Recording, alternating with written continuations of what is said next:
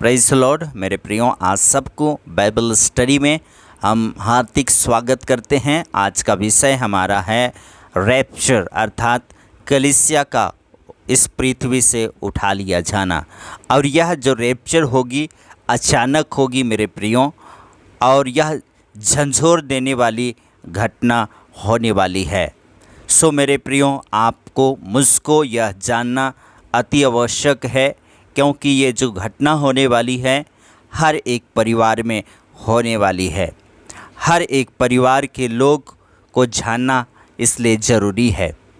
ये किसी गांव की बात नहीं है, यह किसी देश की बात नहीं है, पर यह पूरे वर्ल्ड की बात है। क्या जाति, क्या भेद नहीं रहेगा उसमें मेरे प्रियो। हर एक मनुष्य के बीच में यह घटना होने वाली है, जो आप न्यूज़ों में, जो आप कई माध्यम के द्वारा से आप इसको सुन पाएंगे और आप देख पाएंगे। आप हैरान रहेंगे मेरे प्रियो। ऐसा हम बाइबल के अंदर में घटना को पाते हैं जो बहुत ही जल्द होने वाली है। सो मेरे प्रियो, इससे पहले आपको कुछ बातों को आपको स्मरण दिलाना चाहूँगा। उत्पत्ति की पुस्तक 1 अध्याय से 3 अध्याय को यदि पढ़ेंगे तो मालूम पड़ता है हर एक मनुष्य, हर एक जाति, हर एक सृष्टि को परमेश्वर ने बहुत ही सुंदर बनाया और परमेश्वर इनसे महिमा भी लिया। सो यदि आगे और पढ़ेंगे तो 6 अध्याय से आगे हमको इस प्रकार से ज्ञान प्राप्त होता है कि मनुष्य जो भी सोचता था सब कुछ बुरा सोचता था, जो भी करता था सब कुछ बुरा करता था और परमेश्वर के विरुद्ध में हो गए। परमेश्वर के खिलाफ में हर एक कार्य को करने लगे, जिसके कारण से परमेश्वर मनुष्य को बनाने से पछताता है और मनुष्य को नाश करने के लिए उसके मन में यह उत्पन्न होता है। सो मेरे प्रियो, आगे परमेश्वर ने तो भी अपने लोगों को बचाने के लिए नूहा को इस्तेमाल किया एक भविष्यवक्ता के रूप में कि लोग मन को फिरा लें। परंतु वे सारे लोग उस नूह की बातों को ना मान करके वे सारे लोग उसका ठट्टा उड़ाने लगे और वो नाव को बना करके रेडी किया और अचानक सा पानी के द्वारा से परमेश्वर ने लोगों का समाप्ता भी किया हुआ है। सो ये सारी घटना को आपको मालूम है, बाइबल में सब कुछ लिखा गया हुआ है, किस तरह से मनुष्य का सृष्टि हुआ और किस प्रकार से नूहा के समय उन लोगों का समाप्ति भी हुआ। और आगे इस प्रकार से मालूम पड़ता है कि और ऐसा ही एक घटना होने वाली है जिसको आपको मुझको जानना ज़रूरी है। सो मेरे प्रियो, आपको मालूम है, इतिहास गवाह है कि प्रभु यीशु मसीह इस दुनिया पर जब थे उसको मारा गया, गाड़ा गया और तीसरे दिन जी भी उठा। मेरे प्रियो, यह इतिहास गवाह है जिसको आप सब जानते हैं। और वो इस दुनिया में जब थे तो अपने लोगों को बुला करके एक जगह एकत्रित करके एक पहाड़ पर जाता है और अपने लोगों से कहता है कि मैं जाता हूँ जगह तैयार करने और मैं तुमको फिर से लेने आऊँगा। यह जो बातें हैं आज हमको स्मरण आ रहा है मेरे प्रियो, और बाइबल के गणना के आधार पर यह घटना बहुत जल्द होने वाली है। सो आपको याद होगा मेरे प्रियो कि यदि आप पढ़ेंगे दानियल के पुस्तक अध्याय 8, अध्याय 7, अध्याय 9, इस अध्याय को यदि पढ़ेंगे तो आपको मालूम पड़ेगा कि हम कितने नज़दीकी में हैं।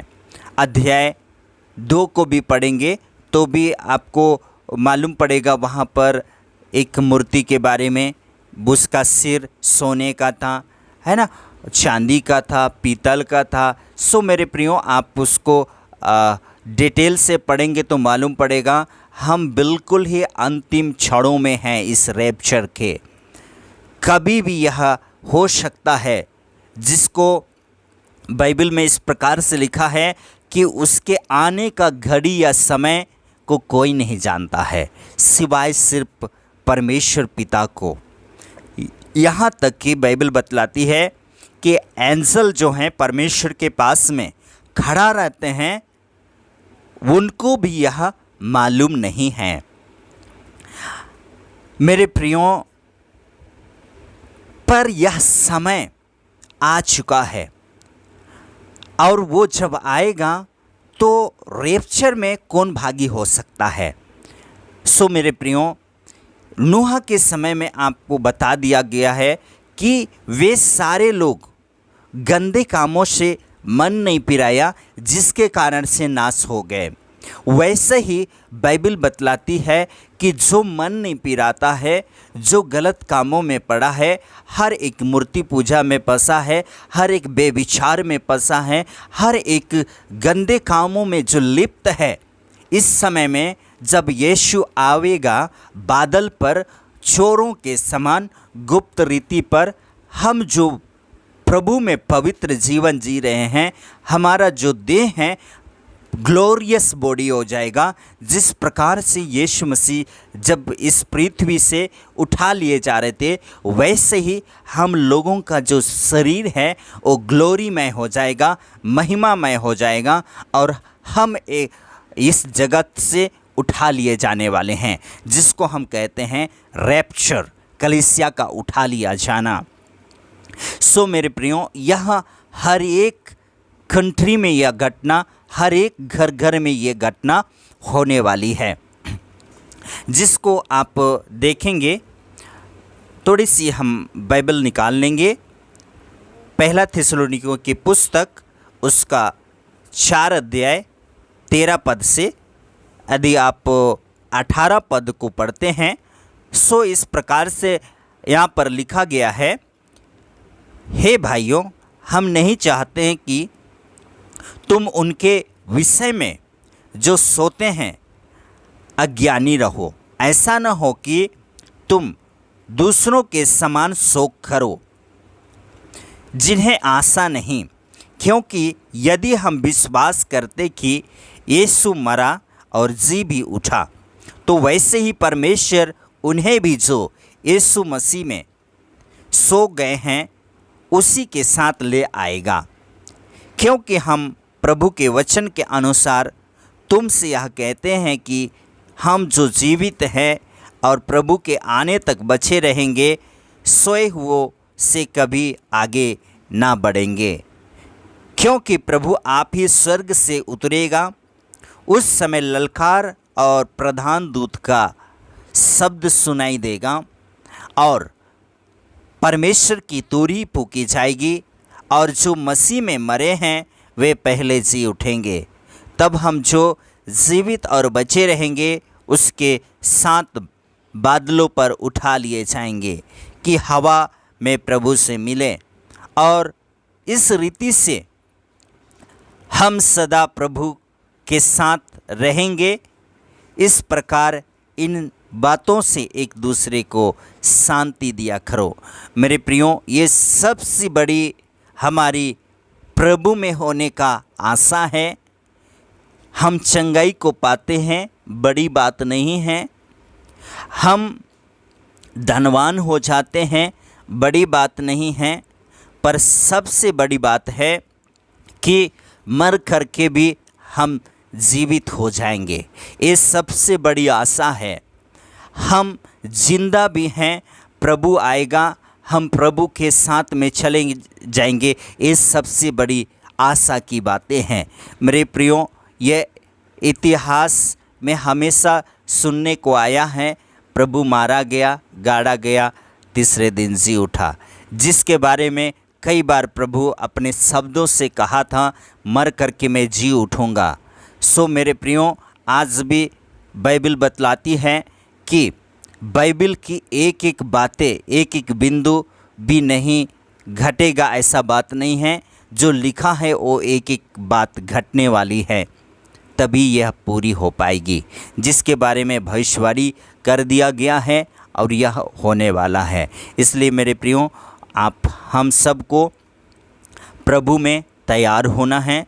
प्रभु जैसा पवित्र है वैसा हमको पवित्र बनना है, पवित्र जीवन जीना है, हमारे विचारों को प्रभु के लिए तैयार करना है, क्योंकि प्रभु जल्द आने वाला है। और हम सारे लोग जो हमको ऊपर नज़र उठाएं तो इस स्काई के ऊपर से हम होकर जाने वाले हैं। जो ऊपर आकाश हैं, तारागण हैं, सब जो प्रभु में हैं, हम सब उठ करके है ना प्रभु के समान हम उसके भी उस पार जाने वाले हैं। जो तारागण हैं उसके भी उस पार जाने वाले हैं, नीले आसमान के उस पार जाने वाले हैं मेरे प्रियो। इसलिए हमारे जीवन को हमेशा पवित्र रखें, तैयार रखें। एक ऐसा देश है जहां प्रभु ने वायदा किया, मैं जाता हूं जगह तैयार करने, फिर मैं तुमको लेने आऊँगा। सो इस प्रकार से लिखा हुआ है, आप पढ़ेंगे तो मालूम पड़ेगा। पहला यूहन्ना की पुस्तक उसका 14 अध्याय 3 पद को आप पढ़ेंगे तो मालूम पड़ेगा कि प्रभु यीशु मसीह अपने शब्दों से कहा, मैं जाता हूँ जगह तैयार करने के लिए, बाद में तुमको लेने आऊँगा। और वो दिन, वो घड़ी लगभग आ चुका है। यह गणना के आधार पर हमको मालूम पड़ रहा है ना।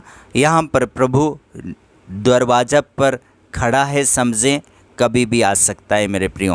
हो सकता है आज, हो सकता है कल, हो सकता है कभी और दिन हो पाए, हो सकता है ये हमारे लिए बहुत दिन हो सकता है, पर प्रभु के लिए कभी भी आने का यह संकेत है मेरे प्रियो। सो अपने दिल को तैयार करें, प्रभु आने वाला है।